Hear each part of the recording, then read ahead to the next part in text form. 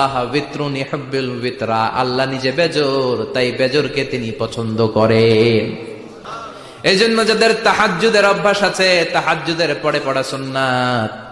যাদের তাহাজ্জুদের অভ্যাস নাই, আশার সালাতের পড়ে পড়ে ফেলবেন। শুনে বলেছেন ইজআলু আখিরা সালাতিকুম ফিল লাইলি বিতরা, তোমরা রাতের শেষ নামাজটাকে বিতরের নামাজ বানিয়ে দিও। সুবহানাল্লাহ পড়েন। বিশ্বনবীর জামানায় এক লোক মূর্তির ইবাদত করত, মূর্তিটারে সব সময় আদর করত, মূর্তিটারে সব সময় ভালোবাসতো, সোহাগ করত, মূর্তির কাছে চাইতো। রাত্রিবেলা উঠে মূর্তির কাছে কেঁদে কেঁদে মনের দুঃখ বলতো আর জিকির করতো সনম সনম সনম। আর সনমের বিপরীত কি? সমাদ। একদিন তার প্রিয় মূর্তিটাকে রেখে, তার কল্পিত খোদাটাকে রেখে সে বাজারে গেল। বাজার থেকে এসে দেখে তার মূর্তি গোসল করে দাঁড়ায় আছে, উপরে পানি, গোসল করা পানি। He thought it is the water of mercy and barakah. সে ভাবলো যেহেতু আমার খোদার গায়ের পানি, এটা রহমতের পানি হবে। কথা বলেন, খোদায় যদি গোসল করে খারাপ পানি দিয়ে করবে নাকি? কথা কয় না, এটা অনেক দামি পানি হবে, এটা নিশ্চয়ই বরকতের পানি হবে। He thought it is the water of mercy and blessings and water of rahmah. সে ভাবলে রহমতের পানি, এই পানিকে তো এমনি মিস করা যায় না। যত রোগ আছে সব রোগের নিয়তে এখনই খাওয়া শুরু করে দেই। জিহ্বা দিয়ে চাটতে শুরু করেছে। Started to suck it, the water of barakah. When he started to suck it, he found the taste is little bit weird. The taste is bitter. স্বাদটা একটু কটা কটা লাগে, লোনা লোনা লাগে, টক টক লাগে। বাট সে মনে মনে ভাবে এটা তো রহমতের পানি, ইট শুড বি সুইটার, এটা তো মিষ্টি হওয়ার কথা। কি হওয়ার কথা? It should be sweeter, but it is bitter. স্বাদটা কেমন টক টক, কটা কটা, লোনা লোনা, লবণ লবণ লাগে। ঘটনা কি? রহমতের পানি, খোদার গায়ের পানি, এটা কটা হবে কেন? খুঁজতে লাগলো কোনো কিছু ঘটছে কিনা। আশেপাশে তাকায় দেখে হাদিসে এসেছে সালাবান। সালাব মানে কি কে জানে? কুত্তা না, খ্যাকশিয়াল। আসলে কি? খ্যাকশিয়াল। আমরা বলে ফেলি যে কুকুর, আসলে দুইটা কুকুর সে দেখতে পেল, আর দেখলো এখনো রহমতের পানি পড়তেছে জায়গা দিয়ে, জায়গা দিয়ে রহমতের পানি ইজ ড্রপিং ডাউন, পানি পড়ছে এখনো। বুঝতে আর বাকি রইল না, আসলে এটা রহমতের পানি না, এটা গজবের পানি। কথা বলেন। রেগে মেগে আগুন। ঘটনা কি? এতদিন ভাবতাম খোদা, এখন দেহি হুদা। রাতের ঘুম নষ্ট করে কত রাত কেঁদেছি, কত রাত মনের কথাগুলো তাকে আমি বলেছি, এখন দেহি হুদা। আগে ভাবতাম খোদা। আসলে তো এইটা আমার কিচ্ছু করতে পারবে না, এটার এখন সাইজ করার সময় আসছে। কথা কন। মূর্তিটাকে নিয়ে জমিনের মধ্যে আছড়াতে শুরু করলো, ভাঙতে ভাঙতে হাত আলাদা করলো, খোদার হাত পা সব আলাদা করে ফেলছে। খোদারে মাইরা সাইজ করে তুরজা করে ফেলাইছে। হাত পা, খোদার হাত পা নিয়ে বিশ্বনবীর কাছে চলে গিয়েছে, যে বলে আব্দুল্লাহর বেটা মোহাম্মদ, বড্ড ভুলের ভেতরে আমি ছিলাম। এই নাম কল্পিত খোদা, এই মূর্তি আমারে কিছু করতে পারবে না। যে নিজেকে খ্যাকশিয়ালের পেশাব থেকে নিজের দেহটারে বাঁচাতে পারে না, এই খ্যাকশিয়ালের পেশাব থেকে যে নিজের রক্ষা করতে পারলো না, সে কিয়ামতের দিন কঠিন মুসিবতের কালে জাহান্নামের আগুন থেকে আমারে কেমনে বাঁচাবে? কেমনে বাঁচাবে? আমি আর এই কল্পিত খোদার ইবাদত করতে চাই না। আপনি আমাকে শাহাদা পড়িয়ে দেন। কি পড়িয়ে দেন? ঝিনুকের ভেতর লুকিয়ে থাকে যেমন মতি, ঝিনুকের ভেতর লুকিয়ে থাকে যেমন মতি, কলমা শাহাদাতে আছে আল্লাহর জ্যোতি, কলমা শাহাদাতে আছে আল্লাহর জ্যোতি। পড়েন সবাই। ঝিনুকের ভেতর লুকিয়ে থাকে যেমন মতি, ঝিনুকের ভেতর লুকিয়ে থাকে যেমন মতি, কলমা শাহাদাতে আছে আল্লাহর জ্যোতি, কলমা শাহাদাতে আছে আল্লাহর জ্যোতি। পড়েন আল্লাহু আকবার।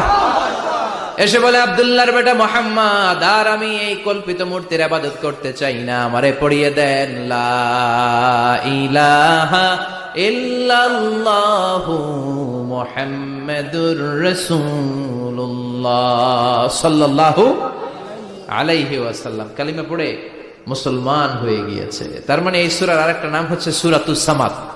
তিনটা নাম আমরা শিখলাম এই সূরার। প্রথমে শিখেছি সূরাতুত তাওহীদ, 2 নম্বরে শিখেছি সূরাতুল মারিফা, 3 নম্বরে শিখেছি সূরাতুস সামাদ। এই সূরাটা অনেক ফজিলতপূর্ণ সূরা। বিশ্বনবী এই সূরাটাকে বড্ড বেশি ভালোবাসতেন। বিশ্বনবী সাল্লাল্লাহু আলাইহি ওয়াসাল্লাম ফজরের যে 2 রাকাত সুন্নাত, মাগরিবের যে 2 রাকাত সুন্নাত, এই সুন্নাত নামাজে এই সূরাটা পড়তেন। জোরে পড়েন সুবহানাল্লাহ। আবার যারা হজ উমরা করতে গিয়েছেন, তাওয়াফ করা লাগে, ফরজ তাওয়াফ আছে, নফল তাওয়াফ আছে, 7টা টার্ন করা লাগে। হাজরে আসওয়াদ থেকে শুরু করে আবার হাজরে আসওয়াদ পর্যন্ত 1 চক্কর, এরকম 7টা চক্কর দিলে হয় একটা তাওয়াফ। সব নবীরা, সব আল্লাহর ওলিরা, পৃথিবীর সব মুসলমানরা আল্লাহর এই ঘরকে কেন্দ্র করে প্রতিদিন তাওয়াফ করে। কোন সুবহানাল্লাহ। এবং তাওয়াফের এই ইবাদতটা পৃথিবীর শুধু ওই এক জায়গায় করা যায়। নামাজ পৃথিবীর সব জায়গায় পড়া যায়, ঠিক কিনা? মসজিদুল হারামেও পড়া যায়, বাংলাদেশেও পড়া যায়। জিকির আল্লাহর ঘরেও করা যায়, এখানেও করা যায়। দান ওখানেও করা যায়, এখানেও করা যায়। কিন্তু তাওয়াফের মতো ইবাদত, এটা কি সব জায়গায় করা যায়? নাগাইশে তাওয়াফ করতে পারবেন? সিঙ্গাপুরে পারবেন? আমেরিকায় পারা যাবে? পারা যাবে কোথায়? আল্লাহর ঘরকে কেন্দ্র করে মক্কাতুল মুকাররমাতে প্রতিদিন আল্লাহর ঘরের উপর 120টা রহমত নাজিল হয়। সিদ্দিন আলী তাইফিন, তার মধ্যে থেকে 60টা রহমত হচ্ছে যারা আল্লাহর ঘরকে তাওয়াফ করে তাদের জন্য। 40 লিল মুসাল্লিন, 40টা হচ্ছে যারা আল্লাহর ঘরের সামনে নামাজ পড়ে তাদের জন্য। 40 আর 60 মিলে 100, বাকি রইল কয়টা? ওয়াল 20 লিন নাযিরিনা ইলাল কাবা, বাকি 20টা রহমত যারা নামাজ পড়ে না, তাওয়াফ করে না, শুধু আল্লাহর ঘরের গিলাফের দিকে তাকিয়ে থাকে, তাদের উপর 20টা রহমত। বিষ্ণু ঈসা ইসলাম তাওয়াফ করার পরে 2 রাকাত নামাজ পড়তে হয়। এই 2 রাকাত নামাজের দ্বিতীয় রাকাতে সূরাতুল ইখলাস পড়তেন, প্রথম রাকাতে পড়তেন সূরাতুল কাফিরুন। তাওয়াফের সালাতে প্রথম রাকাতে কোন সূরা? সূরাতুল কাফিরুন। দ্বিতীয় রাকাতে সূরাতুল ইখলাস বিশ্বনবী পড়তেন। আবার বিতরের সালাতের শেষ রাকাতে বিশ্বনবী পড়তেন সূরাতুল ইখলাস। বিতরের সালাত পড়বেন কয় রাকাত? প্রথমে 2 রাকাত, তারপরে সালাম ফিরিয়ে আবার 1 রাকাত। এইটা সবচেয়ে সহি পদ্ধতি। আবার মাঝে মাঝে বিশ্বনবী 3 রাকাত একসাথে পড়তেন, বসতেন শুধু শেষ বৈঠকে, এটাও ঠিক আছে। আবার আমরা যেটা পড়ি বাংলাদেশে, এটারও দলিল আছে, তবে আম দলিল, এটার খাস দলিল নাই, স্পেসিফিক দলিল নাই। বিশ্বনবী বলেছেন তোমরা বিতরের নামাজকে মাগরিবের নামাজ থেকে আলাদা করে পড়ো। আমরা সেটাও করি, কারণ মাগরিবের নামাজে আমরা 3 রাকাতের পরে এরকম আল্লাহু আকবার বলে হাত উঠাই, তো আলাদা হয়েছে না? আবার আমরা আল্লাহুম্মা ইন্না নাস্তাইনুকা পড়ি, এটা কি মাগরিবের নামাজে পড়ি নাকি? তাহলে পার্থক্য আছে না নাই? তবে প্রথম 2টা বেশি শক্তিশালী। রাতে 2 করে নামাজ পড়বেন, সব শেষে আপনি 1 রাকাত পড়বেন। বিষ্ণু বলেছেন ইজআলু আখিরা সালাতিকুম ফিল লাইলি বিতরা, তোমরা রাতের শেষ নামাজটাকে বিতরের নামাজ বানিয়ে দিও।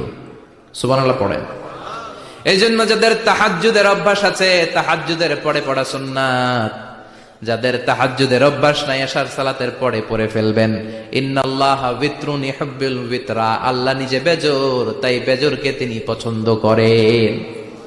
এজন্য দিনের নামাজ, রাতের নামাজ সবই বেজর। সারা দিন যা পড়লেন, মাগরিবের 3 রাকাত পড়ার মধ্য দিয়ে সব বেজর হয়ে যায়।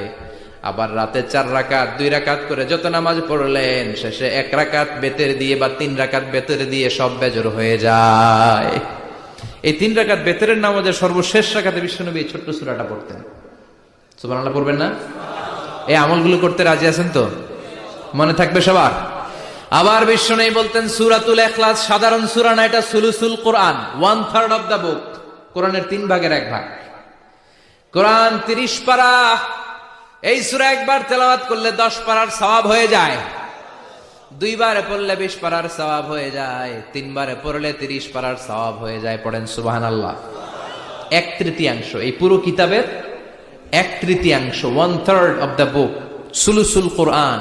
একবার পড়লে 10 পারা, 2 বার পড়লে 20 পারা, 3 বার পড়লে 30 পারা।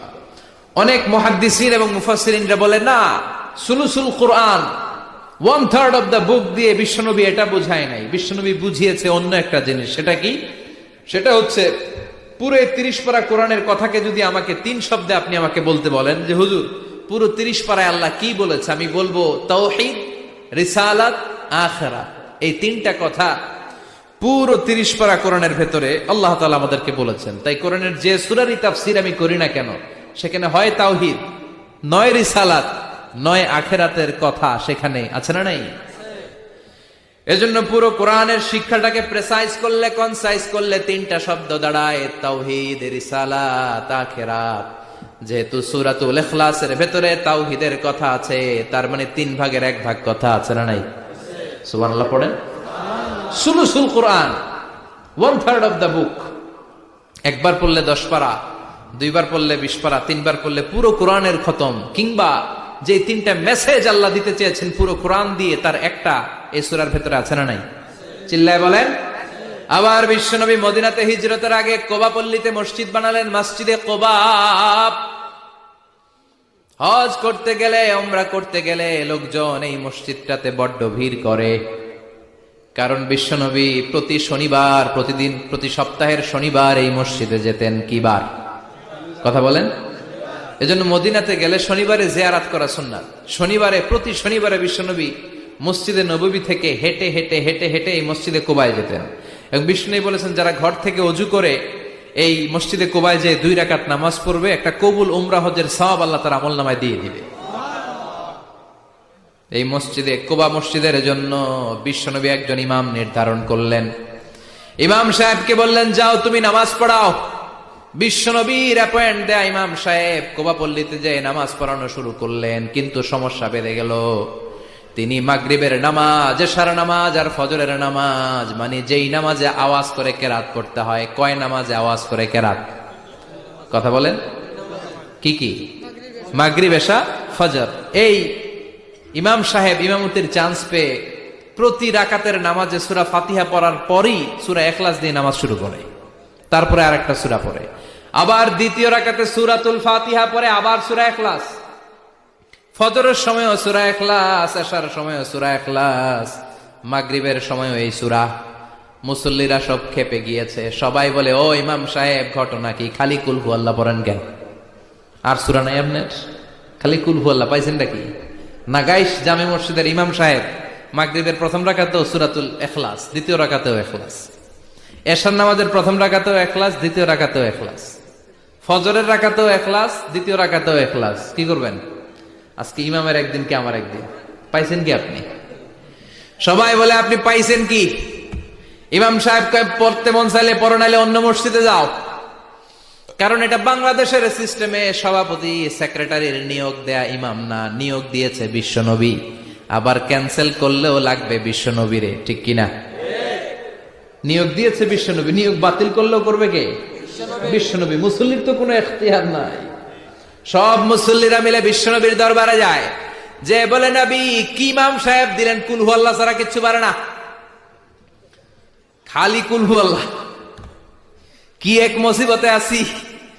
প্রত্যেক নামাজে কুল হু আল্লাহু আহাদ দিয়ে শুরু করে, এরপরে আরেক সূরা পড়ে। ঘটনা কি? বিশ্বনবী বললেন, ইমাম সাহেব রে ডাকো। বিশ্বনবী ইমাম সাহাবীরে বললেন, ও সাহাবী, কেন এই কাজটা করো? তোমার মুসল্লিরা বলে প্রতি রাকাতে কেন কুল হু আল্লাহ দিয়ে শুরু করো, ঘটনাটা কি? অন্য সূরা পড়ো না কেন? সাহাবী বলে, নবী গো, এই সূরাটারে আমি বড্ড বেশি ভালোবাসি। কারণ ফিহি সিফাতুর রহমান, এই সূরার ভেতরে আমার আল্লাহর পরিচয় আছে গো নবী। এই ছোট্ট সূরার ভেতরে রব্বুল আলামিন যত সুন্দরভাবে নিজের পরিচয়টা বলে দিয়েছেন, কোরআনের কোন সূরার ভেতরে সেই পরিচয় আমি পাই না। তাই এই সূরাটা দিয়ে প্রতি রাকাতে নামাজ শুরু না পড়লে আমার কলিজা ঠান্ডা হয় না গো নবী। বিশ্বনবী বললেন, ঠিক আছে, চেঞ্জ করার দরকার নাই, তুই প্রতি রাকাতেই কুল হু আল্লাহই পড়বি। সুবহানাল্লাহ পড়েন। প্রতি রাকাতেই তুমি সূরাতুল ইখলাস পড়বা, ইমামতি বাতিল হবে না। তবে জেনে রেখো, এই সূরার প্রতি ভালোবাসা কিয়ামতের দিন তোমার জান্নাতে পাঠায়া দিবে। এই সূরার ভালোবাসার কারণে জাহান্নামের আগুন তোমার জন্য হারাম করে দিয়েছে কে? এজন্য সূরাতুল ইখলাস বেশি বেশি তেলাওয়াতের দরকার আছে না নাই? কথা বলেন। আজকে থেকে বেশি বেশি সূরাতুল ইখলাস তেলাওয়াত করবেন তো? সবাই রাজি আছেন তো?